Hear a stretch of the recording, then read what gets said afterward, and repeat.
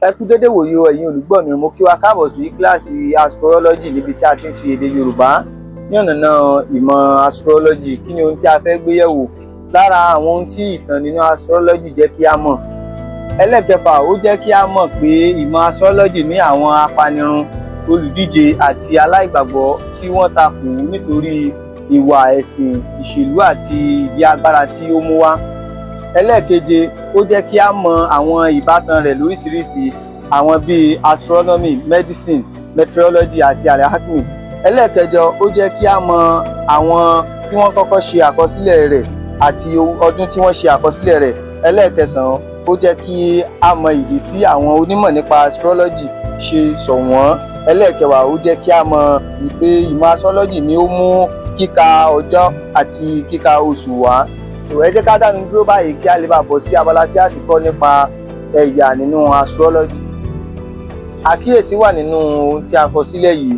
Èyí tó ń ṣe astronomy, a ó sọ ìyàtọ̀ nípa astronomy àti astrology nínú ẹ́písòdù míì tí a bá release. Ẹ káàbọ̀ sí abala ibi tí a ti máa ṣàlàyé nípa ẹ̀yà nínú astrology. Kí ni ohun tí à ń pè ní ẹ̀yà nínú astrology?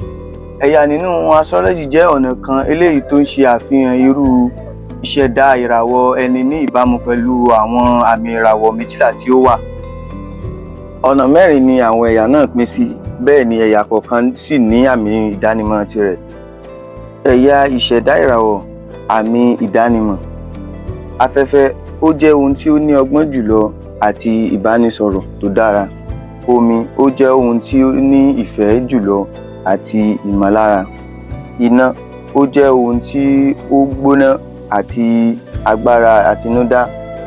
Ilẹ̀, ó jẹ́ ohun tí ó ní ìlera àti ìdúróṣinṣin jùlọ. Ẹ jẹ́ kí a dánu dúró báyìí ná kí a pàdé lórí next episode.